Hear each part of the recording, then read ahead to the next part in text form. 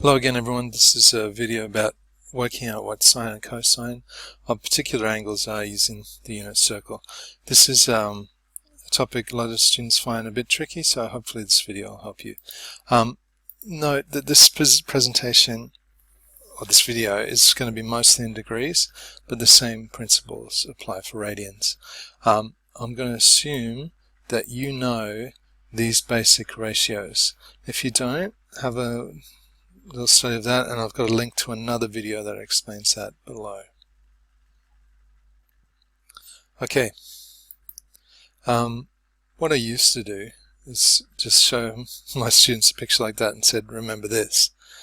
And by the end of this session you will understand this and hopefully will remember it, but remember it in a much smarter way. So that's our aim. First thing you got to understand is a unit circle.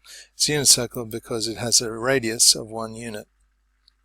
You can see this is 0.10, this is 0, 1, negative 1, 0, and 0, negative 1, and all the way around radius of 1.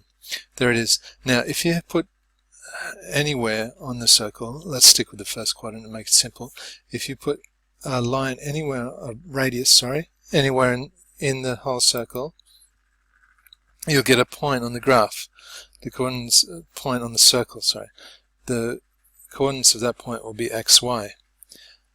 The angle with the positive x-axis, let's call that theta. And we measure all angles from the positive x-axis in an anti-clockwise direction. Okay, so the angle from the positive x-axis is theta. Now if we make a little triangle, this distance here would be x, and this distance here would be y. Right, and it's a right angle triangle, of course, because x and y are 90 degrees to each other, perpendicular to each other. Okay, now with our basic knowledge of trigonometry, I can tell you that sine theta is opposite our hypotenuse. In this case, opposite is y, hypotenuse is 1, so sine theta is y. So the y coordinate tells you the sine of that angle. Cos theta, adjacent over hypotenuse, is x over 1. So it's x. So the x coordinate tells you the cosine of that angle. And tan is opposite of adjacent is y over x. We're not going to deal with that in this video, but you can use that and work that out later on. Okay, so what we're going to do now is answer questions like this. Now I've got about 10 or 12 of these, so I'll go pretty quick, but you can use this as a little self-test for yourself, see if you can work it out. You need to memorize this stuff. Okay, sine 30. Well, where's 30? Well, there it is. And remembering that sine is the y coordinate, well, I put up my y coordinate, and there you go, it's 0.5. So sine 30 is a half. That checks with what I already know from my previous knowledge.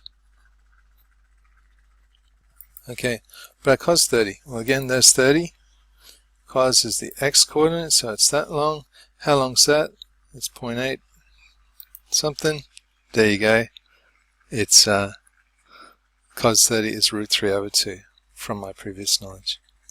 Okay, and if you look carefully at my diagram, I've got a dot there on 0.5, a dot there on 0.707, which is 1 on root 2, a dot here on 0.866, which is root 3 on 2. And I've got the 3 dots in the negatives and the positive x-axis as well. So the answer is going to be one of those numbers, which is what I'm telling you there. Okay, sine 330. Well, work out what 330 is. It's that one. Work out sine means the y value, so draw that in, and that looks like negative a half to me. Simple as that. Okay, I'll go a bit quicker with the next ones. Sine 270. There's 270 right there. What's the y coordinate there? Negative 1. Sine 135. Okay, 135 is over here. And sine means the y coordinate. And the y coordinate there is 1 on root 2, or root 2 on 2. Or 0.707. Okay. Because 225 is down here, the cos is the x coordinate, and that looks like the same number, 0.707, but it's negative because it's on this side. Okay, sine 120 degrees is right there. Sine is the y-coordinate, and the y-coordinate there looks like 0.866, which is root 3 on 2. Okay, cos 240, 240 is over here, and if we look at cos, that's the x-coordinate, and there it is, negative 0.5, negative a half. Sine 240, same angle, the opposite, I'm doing inverted commas with my hands here, you can't see me, the opposite of the half, or the corresponding number to the half is root 3 over 2, and it's negative because it's down here. Okay, 315 is 45 degrees off the 360, so you go, and cos, so it's the x-coordinate, and there you go, root 2 on 2, or 1 on root 2, whichever you want. I'm trying to do things a few different ways here. Okay, sine 210, there's 210, sine is the y-coordinate, that looks like negative a half to me. Sine 150, that's the reflection of it, so there you go, sine, it's also a half, positive a half. This one is negative, positive, root 3 on 2. Okay, sine 180 and cos 180. Well, 180 is over here. Sine is the y value. The y value there is 0. Cos is the x value. The x value there is negative 1. Cos 60 is a half. Okay. Well, one more. Cos 135 looks like root 2 over 2 to me, but it's negative because it's in that section there. 300. There we go. Oh, one more thing.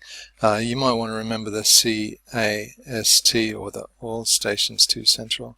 So everything in this quadrant is positive. Here only S, sine is positive. Here only T, tan is positive. Here only C, cos is positive. If you haven't heard that before, check with your teacher. They might be able to help you. CAST, or all stations to central. Right, here's some exam questions you might get. Alright, sine theta is root 3 on 2, and theta is somewhere between 0 and 360. So, same difference. Get yourself a little circle, root 3 on 2, so it's got to be that one. It's the y value there, so it's got to be that or that. So, what angles could it possibly be? 60 or 120. So we're doing the opposite of what we just did, right? I gave you sine 60 before, and you worked out that it's root 3 on 2. Here we got root 3 on 2, so we draw the y value first. Okay. Question B is a bit harder. We got cos 3 theta is negative 1 on root 2. The domain here is for theta between 0 and 2 pi. Well, if theta is between 0 and 2 pi, 3 theta has got to be between 0 and 6 pi. So cos is the x value, so you look at your x value of negative 1 on root 2. So that involves those two angles, and those two angles are 3 pi and 4, that's that one, and 5 pi and 4. Just divide up in 1, 2, 3 pi and 4, 4 pi and 4, 5 pi and 4. Okay, that's in the first rotation from 0 to 2 pi, but we're going to go around to 6 pi. So add on another 2 pi to each of them, you get those two. Add on another 2 pi, you get those two. Alright, and then divide everything by 3, and you get your answers. So theta could have 6 possible answers. Okay, this is probably pretty advanced. If you didn't get it, look over it a few times, rewind the video, and see how you go. Okay, last one. This time the domain's only that, so we take our unit circle and just forget about the top half. We're only going from pi to 2 pi. Okay, we take this, it looks like a quadratic, so let's factorize it. And using our knowledge of quadratics, we can say if these two things multiply together equals 0, then either cos theta equals 0 or cos theta minus a half equals 0, which is what I wrote there. Okay, so there's a half and there's 0. So it's got to be one of those two angles. What are those angles? Well, this is 1, 2, 3 pi and 2. Each quarter of the circle is pi and 2. That's 3 of them.